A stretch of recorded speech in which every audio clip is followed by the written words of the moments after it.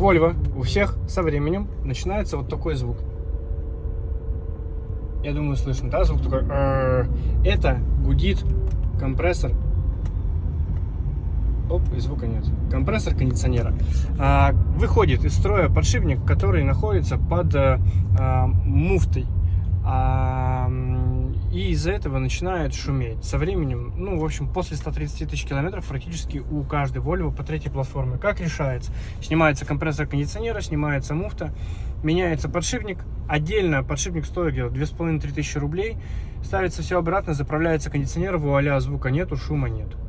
Но в целом, он отдельно не деталируется, и всегда я шел с муфтой.